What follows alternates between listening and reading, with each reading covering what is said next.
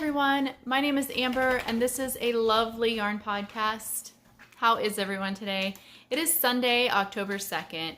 You're probably going to hear a lot of dog noise in the background because I'm actually out in our living area filming. I have the house to myself right now. My daughter and husband just went for a quad ride and my son is at his friend's house. So I thought I'd move out here mostly because of this over here, which is the big crochet project that I'm going to be talking about in this podcast episode.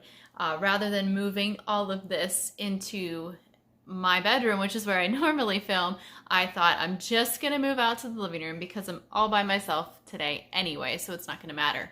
So I live in Western Pennsylvania, and it is a beautiful day today. It didn't start out a beautiful day. We actually have had a full day. We had church first thing this morning, and then my husband and my daughter Lily and I went to a fall festival that was about 45 minutes away from us, and it was very cold and drizzly and kind of gross there. So, but as we were driving home, we didn't stay a real long time, and as we were driving home, the skies started to part and the blue sky came out, and now the sun's out. My husband and I actually just got back from a walk.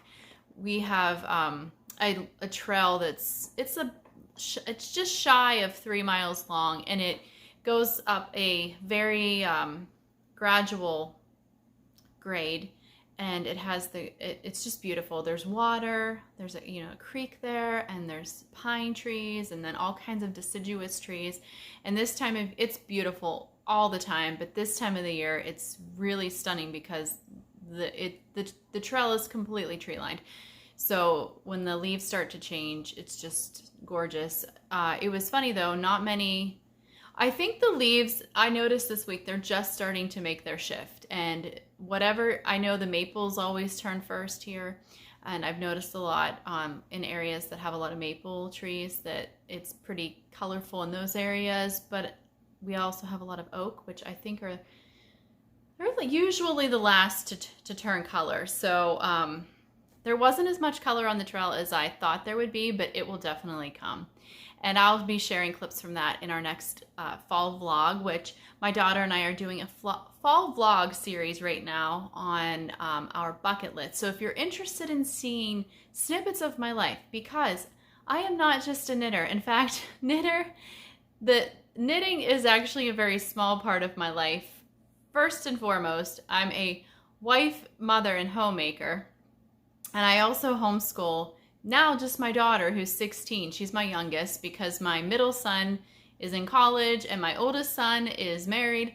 So I have one child left at home that I homeschool still, but I do so many things besides knitting, and it's fun for me to share those other things with you guys, those of you who are interested in just vlogs that I put together.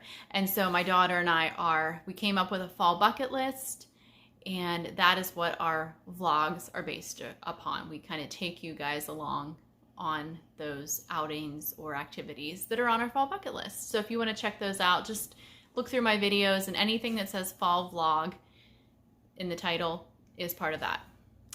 Okay, so today I've been putting off this podcast because I don't have a ton of knitting to share with you, mostly because I had dedicated so many hours to knitting my Birkin sweater. That's by Boyland Knitworks or Caitlin Hunter.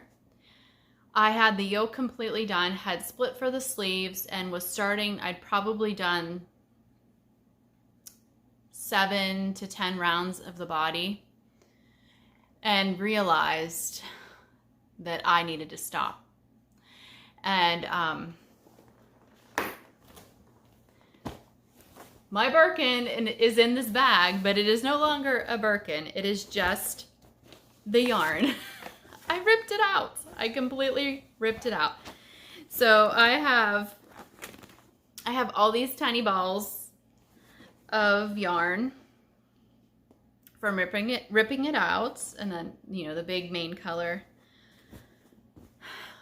Let me put a picture in here so that you guys can see. I think I actually took this picture the morning that I ended up ripping it out. So let me insert a picture here and then I'll talk about it.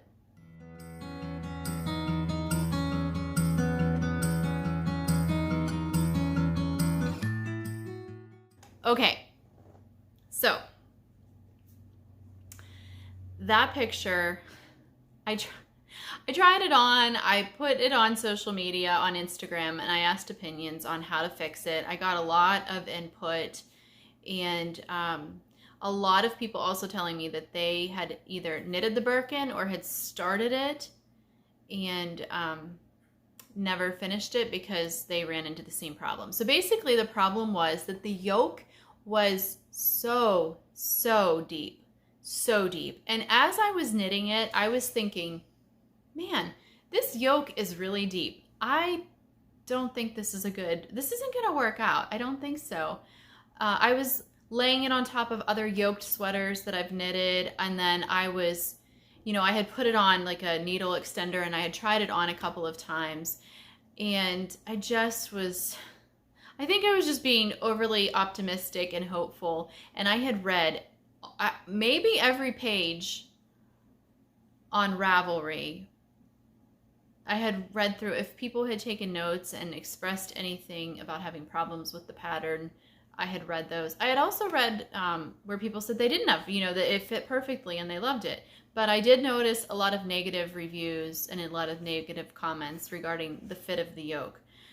Just the yoke being too deep and people not being happy with it and not wearing it very often. So that was my problem, and what I ended up doing was I cut the collar off because I thought there was actually quite a few rounds before you even started the color work, and in those rounds was the short row shaping in the back of the neck. So I cut the collar off, and I thought maybe if I just start the collar and work this way, like back up, maybe that'll kind of pull the yoke up. So I did that, and I did that shortly after posting that picture. I was obsessed with this sweater all day. It was a Tuesday. I was obsessed with that sweater. I was just like, my mind latched on to making it work because if any of you had knit the Birkin, it is a lot of rows of 3 strands of yarn, 3 different colors of yarn. And it's not that I absolutely don't like that, but it's just one of those things that's more complicated because you have to lay all your yarn out, and then every now and then you have to untwist your skeins because they inevitably get twisted up in each other. So it was a lot of work, a lot of effort, and I actually loved it. I loved the look of it. I still love the look of it. It was just really frustrating. So I cut the collar off. I re-knit a collar, and I knew. I was like, I want to make this work. I just want to make this work. But I knew it wasn't going to work, and I wasn't going to be happy with it, and I wasn't going to wear it. And okay, so this yarn is amazing. It is Wisconsin woolen spun, and I just have to say, this is by Barrett Wool Co. This is an amazing yarn for sweaters.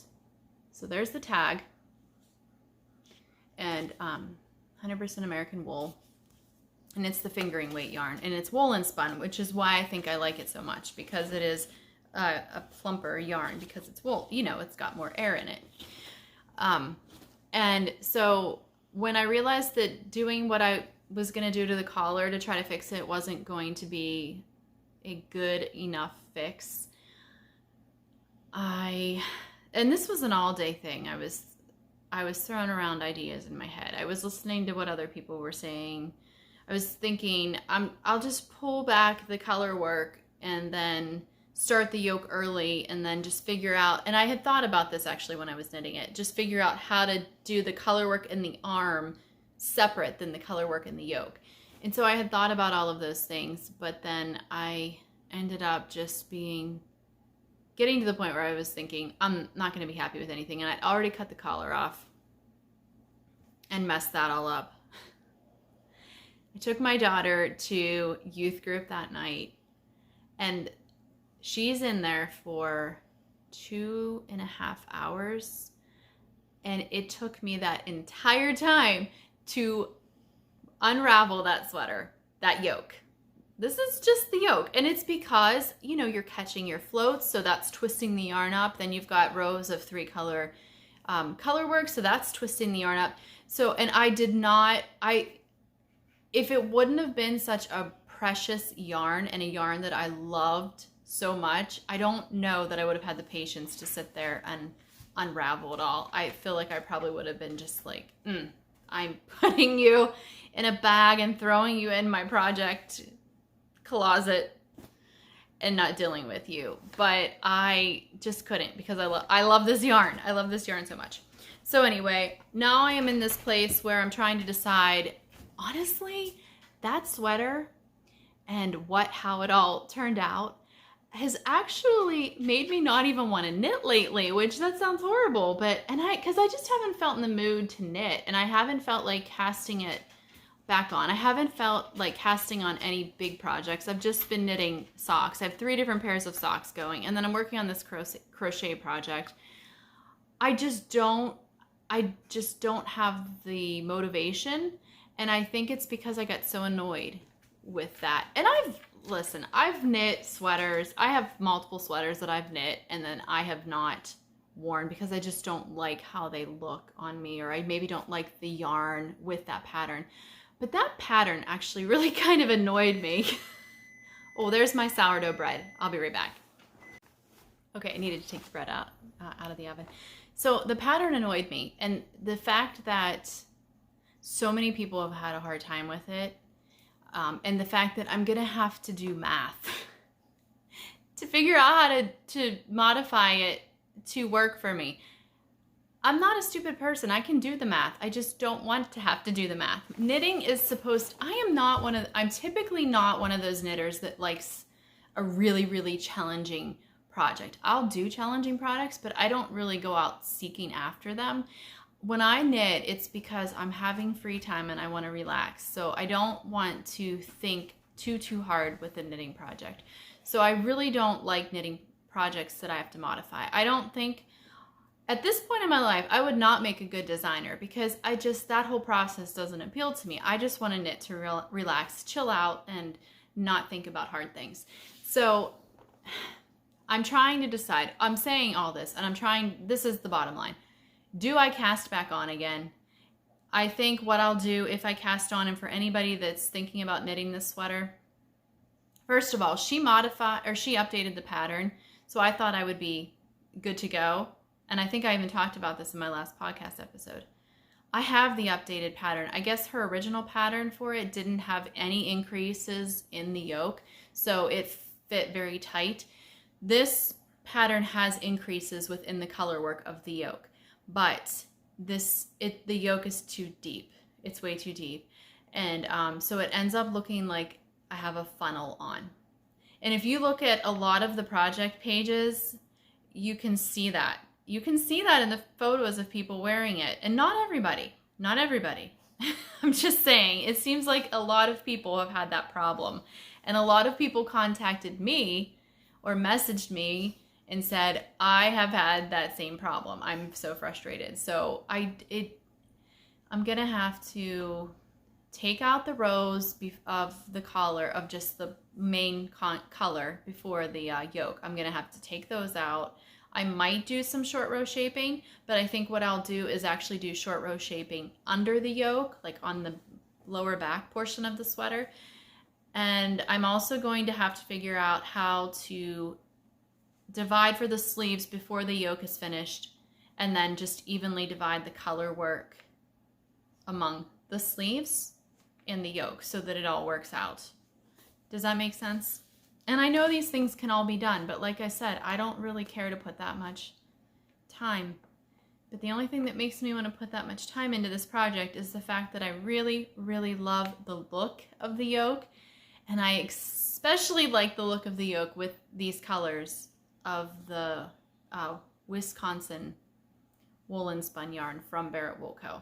So I'm probably going to try to figure it out. I'm probably going to cast it on again and just modify it, but I need a little bit of break, and I probably need to do a really easy sweater before I do that one, just to get my confidence back up, because I knit 2 garments over the summer that did not fit well. And I know this all happens in knitting.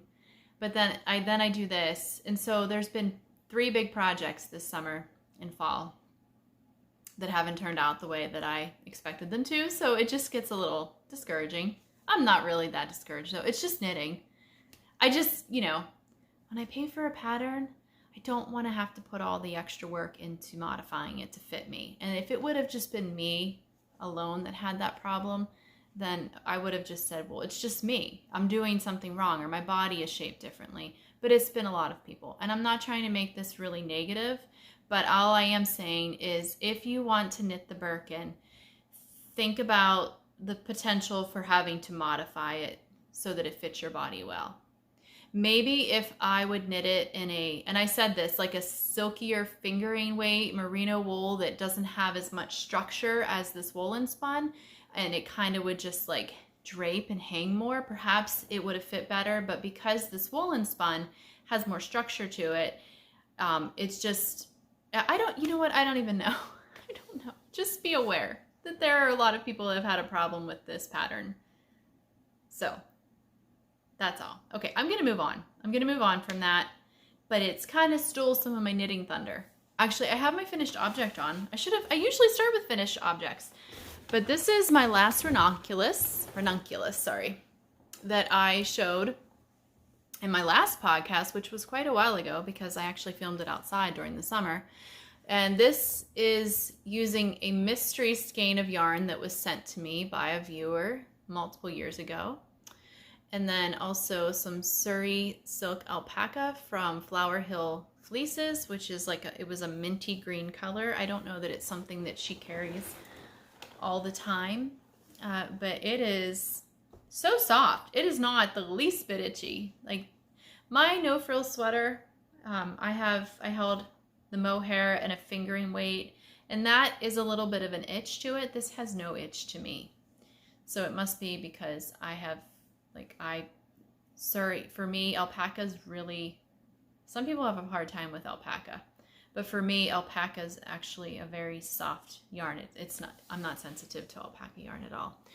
So one thing I did want to say about the ranunculus, and this is my second ranunculus, I did not do, I'm trying to think back to the pattern, but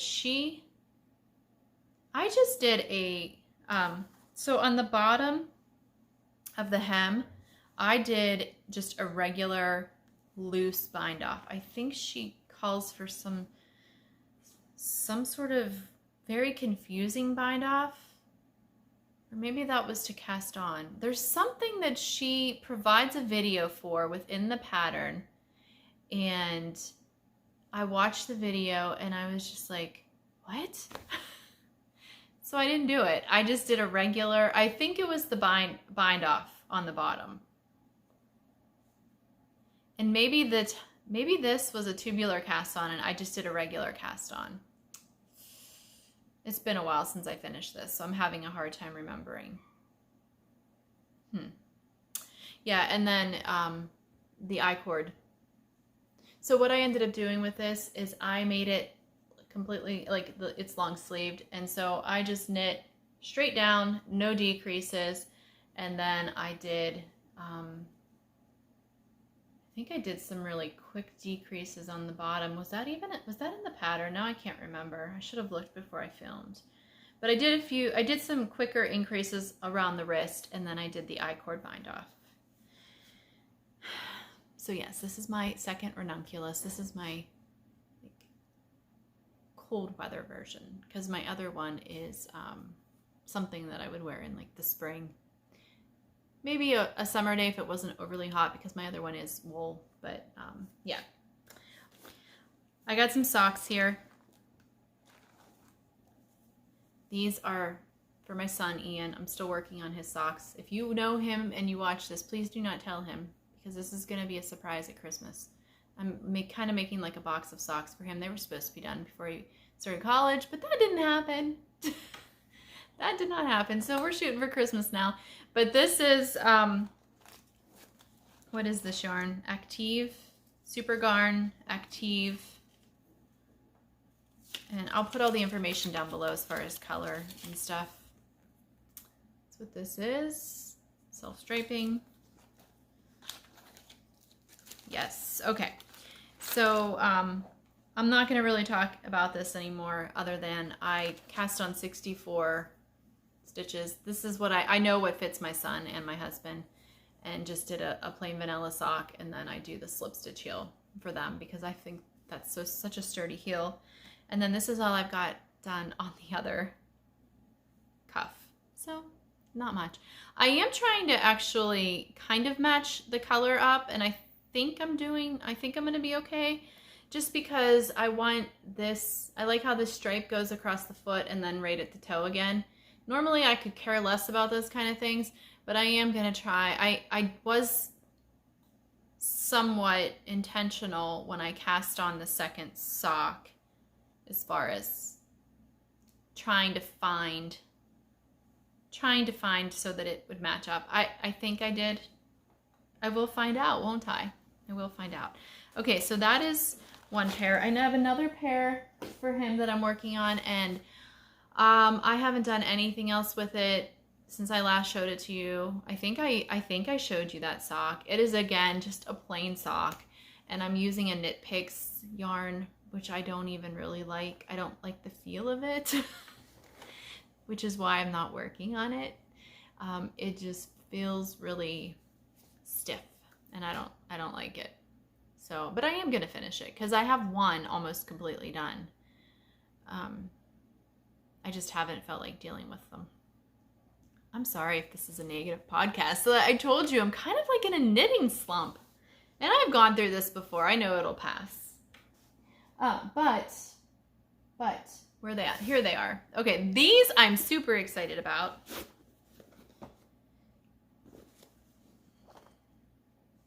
Okay, these socks are the September Woods pattern by Olivia of This Handmade Life.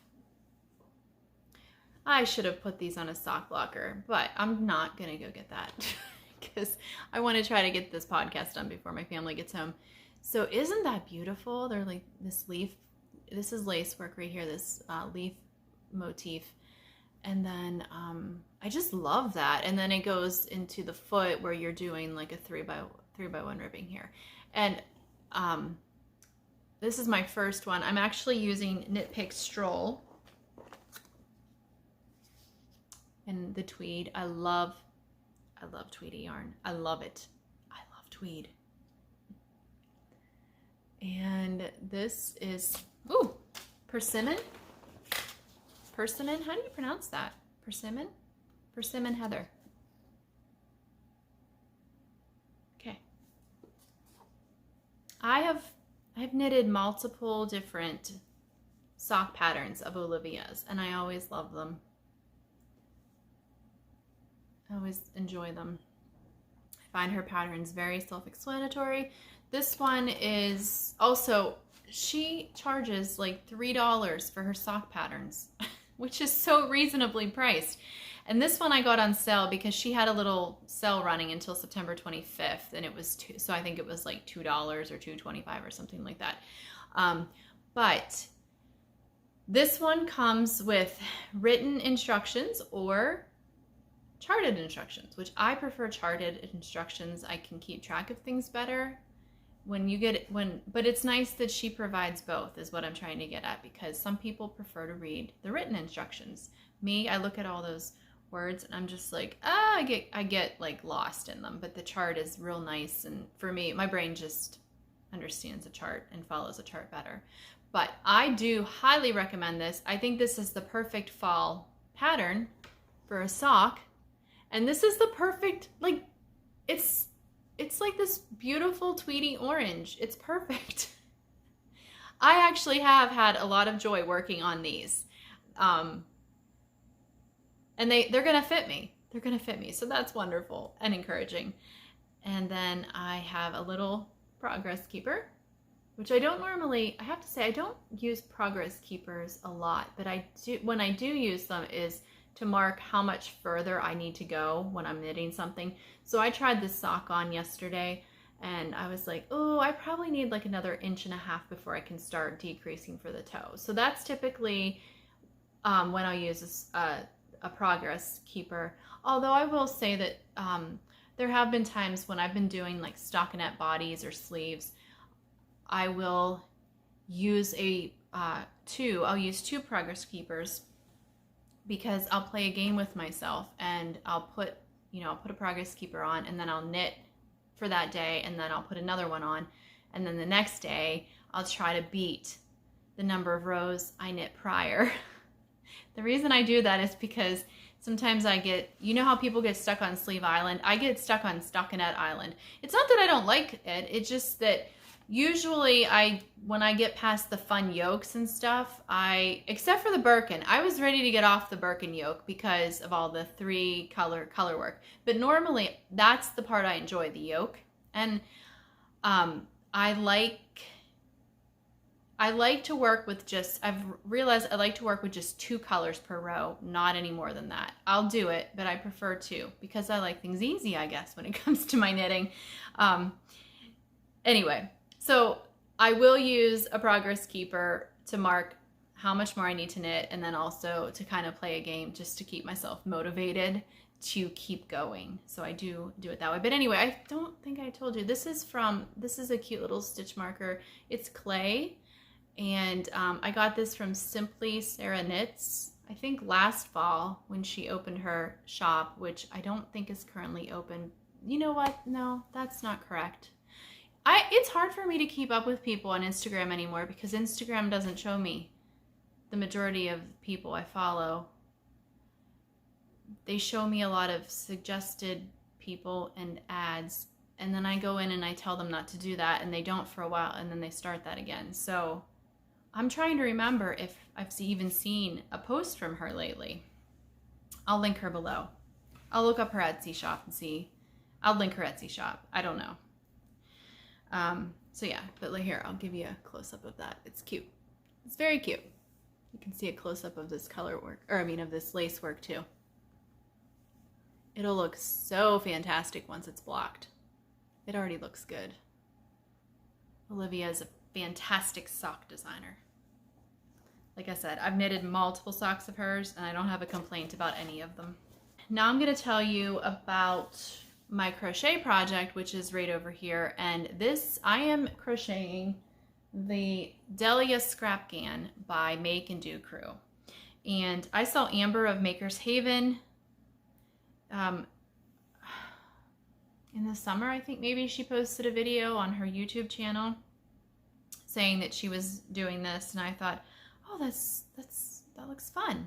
I actually was a crocheter before I was a knitter, because my grandma taught me how to do both when I was very young, under the age of 10. I think I was around 8. I feel like a lot of people learn to knit around the age 8 by their grandmothers. She taught me how to crochet, which I loved, and that stuck, and I did. And then she also tried to teach me how to knit, but that I just couldn't wrap my little 8-year-old brain around. Actually, it was more of the coordination of using 2 needles rather than just 1 hook. Plus, crocheters, like if you crochet and knit, you know how much easier it is to fix a mistake in crochet. And you also know how you just rip out and nothing unravels unintentionally. If you crochet and knit, you know what I'm talking about. But anyway, so Amber had posted that, and then Annie of Knits and Burls, she posted that she was starting it because she had seen Amber post about it and it had inspired her. And then Laura of Back Porch Fiber Co., which, oh, by the way, stick around to the end because Laura is sponsoring a giveaway on this episode, and it is fantastic. Anyway, so Laura then started one, and I was like, well, I'm starting one because I was thinking about starting it, and I'm seeing all these beautiful colors, and I'm just getting all these ideas. So I started my own, and it's fantastic because you crochet the middle circle. Hold on, I need to grab some. I need to grab the different stages. These are I'm doing 4 different colors, and I will tell you how I chose my colors in a minute here. Okay. Close up.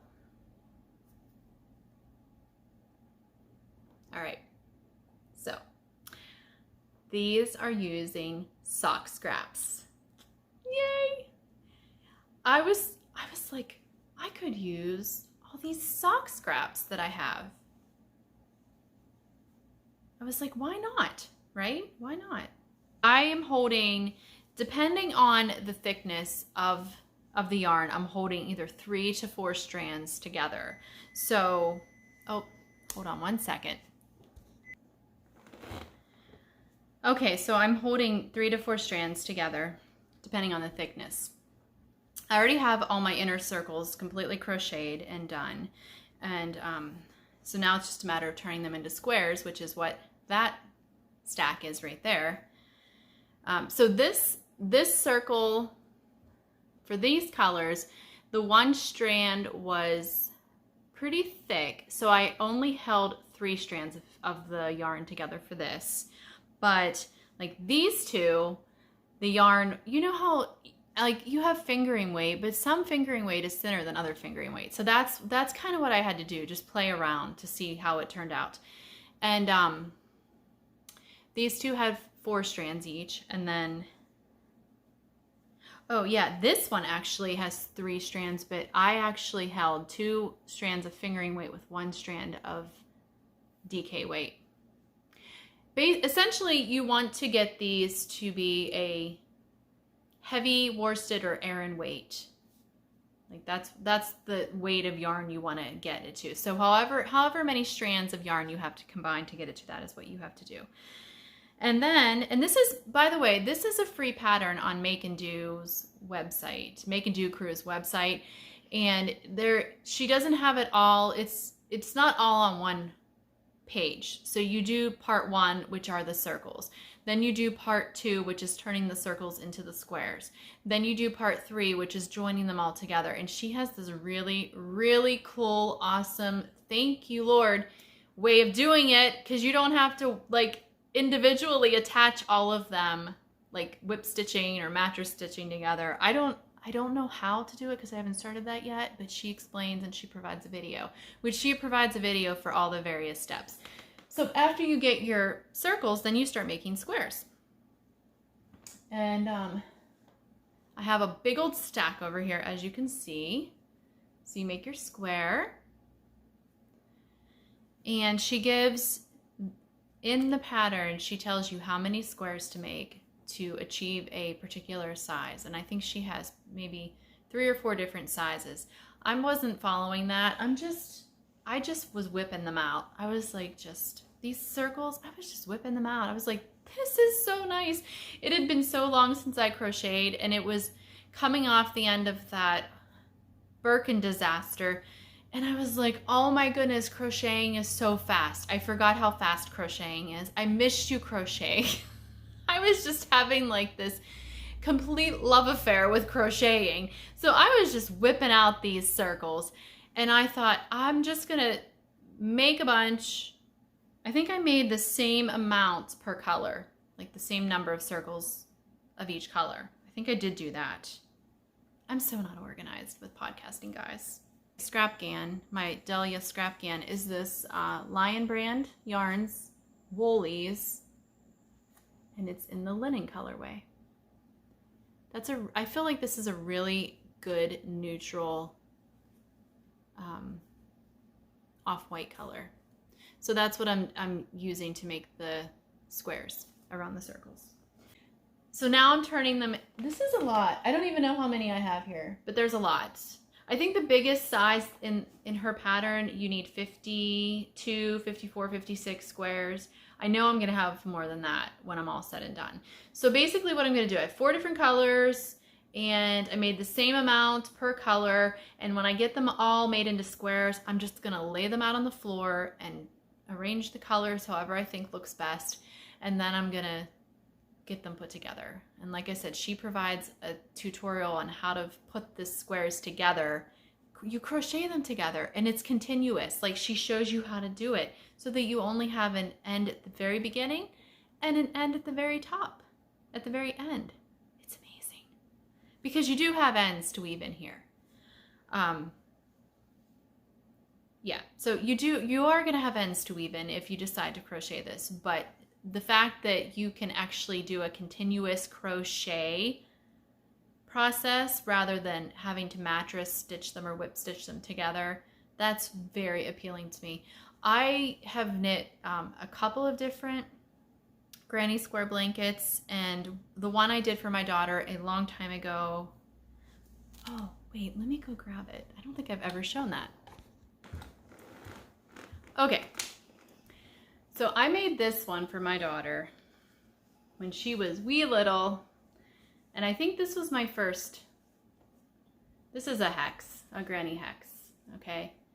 And I remember crocheting this when my son Ian was playing soccer, because I remember taking this to his soccer games, and he was very little. Lily was also very young when I gave this to her. But anyway, this was, so each hex had 4 different colors of yarn. So that was a ton of colors, or a ton of yarn to weave in. And then look what happened. Look what happened. I need to fix this. This has been set back in this cedar chest over here because I need to fix this. Our dog did this from scratching at it. She ripped one of the threads she ripped one of the strands of yarn, and it just unraveled. By the time my daughter saw it, it had unraveled. But anyway, it's pretty big. It's pretty big. It's a very happy looking afghan. And I hope that she will take it with her someday when she has a home of her own, and her children will snuggle up under it, which is even more motivation for me. I'm not even going to put this back in the cedar chest. I'm going to figure out how to fix this. I don't know how to fix this. I've never had to do this before. It's like working backwards, but I will figure it out. Okay, so that is Lily's granny hex blanket. So anyway, yes. Back to the Dahlia Scrapgan.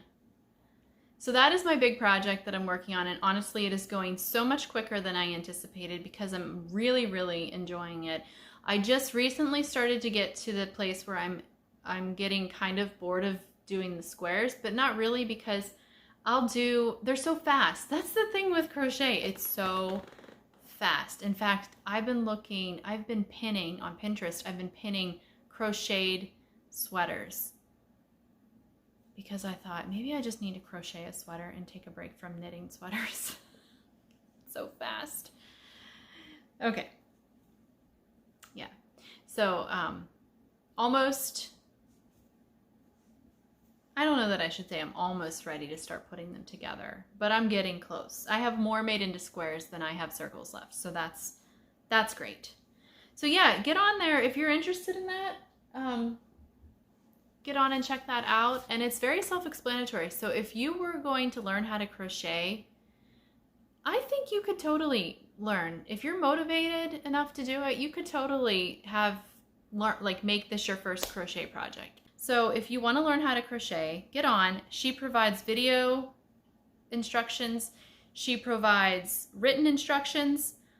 The pattern is free, but you do have to deal with the website ads and stuff, which that can be an annoyance and stuff. But for me, honestly, I memorize that. I don't even look at the pattern. I haven't looked at the pattern for a while. You can pay for a pattern, so you get an ad-free pattern. But again, I didn't feel the need to do that. But you could do that if you wanted to. Okay, and then also I said that I've been doing some other crafts. So I've been doing cross stitch, which I forgot to grab my cross stitch that I did. So I need to grab that. And then I finished that and I started a new one. So let me grab my cross stitch. Okay, so I used this kit by the Stranded Stitch. I had picked this up in Berkeley Springs when I went on a girls' weekend, and I found this in a gift shop. And so I started a crochet cross stitch project maybe 4 years ago, and I had done it previously in high school, maybe one time. So maybe 5 years ago, I started what I thought would be a simple cross stitch project. And it's not that it wasn't simple. it was just, I don't think I was really in love with the project, so then I didn't feel motivated to continue with it. But the reason I had bought that, I just bought it at Walmart. They had it there, and I thought, okay, I'm gonna practice on this because I had bought an Alicia Paulson Winterwood Sampler project kit. That is cross stitch. And it's on even weave 32 count, which means that it's really hard to see with the cross stitch. Like the 32 count is how many. So I'm not a cross stitcher, so please correct me if I'm wrong, but it's the amount of squares within an inch. So 32 squares within an inch compared to the one I bought to practice, which had 14, I think 14 count. So 14. So you could see that big difference. Like the one that I bought from Walmart was a lot easier to see because the squares that you're doing your cross stitch over are much bigger than the 32 count even weave fabric.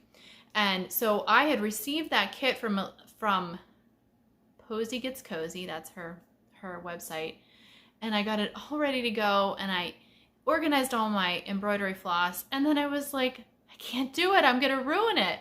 So I bought that other kit from Walmart just to practice, and I was like, okay, this isn't that hard.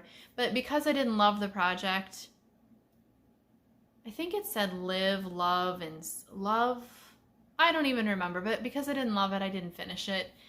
But then I saw that project, that little cross stitch project kit at a gift shop in Berkeley Springs, and I bought it, and I actually started working on it while we were there, and I finished it within the week. And here it is. Oh my gosh, it's so cute. I love mushrooms. This is the time of year for mushrooms. Let me put it up closer. So this is also 14 count Aida, so it was also very easy to see what I was doing. But I just love it. It's just so adorable, and I actually have it out. If you watched my vlog from the other day, you'll see I have it out in my entryway. It looks really cute out there. I found this frame at a Goodwill thrift store this past week. I had been looking for a frame for this project, and I had not had any luck, but then I found one whenever my daughter and I went thrifting last week. So it had just a really generic print in it. It had a paper lining across the back, so I just ripped off the paper, and I just found that it had the staples to hold the photo in that was in it, the print. So I just loosened the staples, put my cross stitch project in, tightened it back up. I don't care what the back looks like, nobody's gonna see that. And I just think I love the color of this frame. I think it goes really well with the project. So yeah, that is what we got. So look, I got where's my, I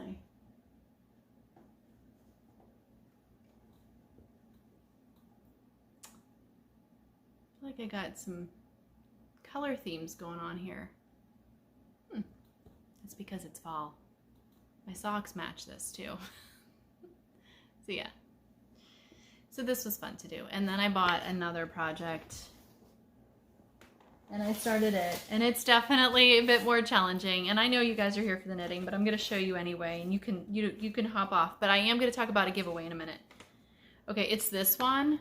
It says "Be a Light in the World," and I just got this at Walmart.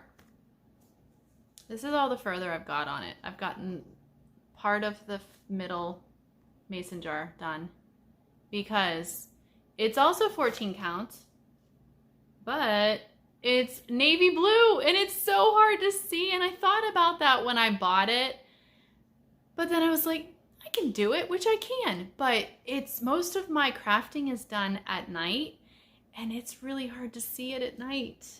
I need one of those. I actually, you know how our phones listen to us?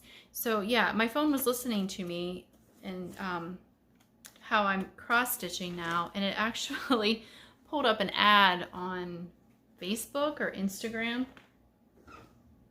It's these magnifying glasses with a light in the middle, and so you can see your project with the light and the magnification. I was like, that would be perfect.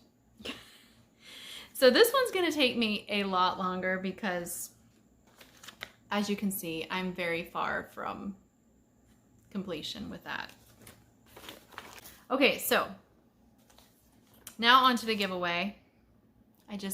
Laura from Back Porch Fiber Co. She makes really gorgeous, simple, minimalistic progress keepers and stitch markers. And I've actually ordered off of her before, and they're beautiful. I didn't bring them, but I can't keep pausing this and stopping. See, this is why I need to be more organized when I film, because my family's going to be getting home soon, and then I'm not going to be able to finish because I'm going to feel really awkward talking about, well, plus it's going to be noisy. I need to finish this. So I'm not going to show you the ones I've bought previously, but Laura actually sent me as a gift a couple of things from her shop, and she told me to show these to you guys, try them out, which I know I'm going to love them because I already own stuff from her. And then we're going to do a giveaway. So she's actually sponsoring this giveaway. She is going to send one of you a set of these gifts that she sent me. So let me show you what she sent me. Okay, so first is this beautiful set of stitch markers and the progress keeper. And this is like this is very fall-like. Okay, so that is the first thing that she's going to send you, and I'll link her shop down below. And then the other thing that she sent me is this really pretty wooden case that you hold your needles, your darning needles in. I had no idea she was sending me this. Oh, there's another one. There's 3 different sized darning needles in there. So I had no idea that Laura was sending me this. I knew she was sending some stitch markers. This is genius because I lose my darning needles. I'm gonna keep them. When I locate my darning needles, I have a couple that I know where they're at because I'm using them right now, but this is like perfect to keep them in. And the lid screws on. So they're not gonna the lid's not gonna come off in your project bag. But isn't that pretty? I think that's so pretty. It's just classic. Okay. So here you go. So go down below and check out Laura's shop, okay? I'll put a link down below. To qualify for this giveaway, you need to be in the domestic United States just because of the shipping stuff. Laura's gonna ship this directly to you, so it's not gonna be coming from me, it's going to be coming from Laura. So you're not actually getting this set. I would assume you're getting something very similar to it or maybe an exact replica of it. But she had actually given this, she very generously and sweetly gave me these to keep. So comment below. All right, so if you have been viewing my podcast for any length of time, you know that I kind of struggle with fall and winter because of the lack of sun, and I'm not outside as much because it gets dark so much earlier. So I have to do a lot of things to keep myself pumped up. I have to do a lot of things to keep cozy, I have to work harder to focus on the positive things in the fall and winter. That comes super easy for me in the spring and summer. So I want you to just down below, just say something about either what you love about fall, or if you have a harder time with fall like I do, what is something that you do to keep a positive attitude about the shorter days, the days that get dark at like 5 p.m. You know.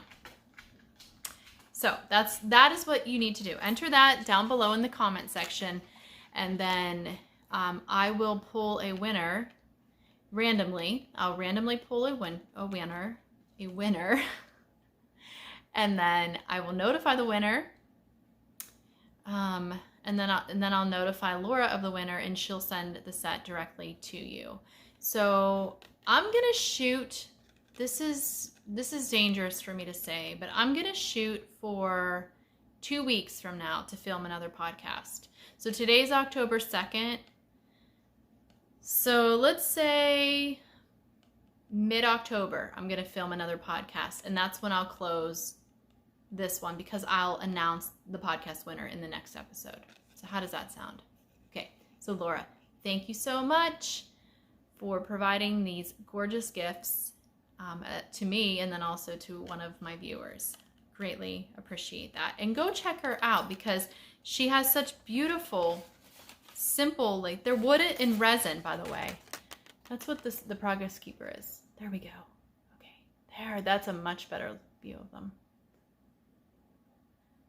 And if you want just Progress Keepers, she sells just Progress Keepers too. I actually bought a set with just her Progress Keepers. She also sells those Bulga baskets, and she has I think she has a little bit of yarn, or at least she has in the past, because she used to, I don't really think she does much of the yarn dyeing anymore, but she has in the past. So I'm not sure if she'll have any yarn in her shop, but she has all the stitch markers, Progress Keepers, and then the Bulga baskets that are really nice for keeping your projects in.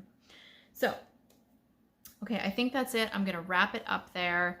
And hopefully in 2 weeks when I podcast again, hopefully I have some more projects to share with you, but you know, we'll just see how it goes. We'll see how it goes. Yeah, so I wanna thank you guys for watching. And again, if you would like to follow along with our fall escapades, you can follow along on the videos that are marked as the fall vlog. And that's my daughter, mostly my daughter and I doing that. And also, if you would like to follow me on Instagram, I will put that information down in the video description along with all of the products, shops, patterns, so forth that I talked about in this episode. That'll all be down below as well. And if you like this podcast and you haven't subscribed yet, please do so. Also, if you like this video, if you could just give it a thumbs up, all those things help. Anyway, thank you so much for watching. Thank you for all your comments. I read all of them. I try to respond to all of them. I think that sometimes some slip through, so I apologize if I don't respond to you, but I do try to respond to most of them because they mean so much to me. They really do. They mean so much to me. I really appreciate it, and I'm grateful that people are taking time out of their day to watch my videos. So thank you so much for that. Truly means a lot. And until next time, have a wonderful fall. Have a ton of fun with whatever you're getting into, whether it's knitting, crocheting, cross-stitching, spinning, whatever kind of crafty thing you're doing. And I will talk to you hopefully in about 2 weeks. So I'll see you then.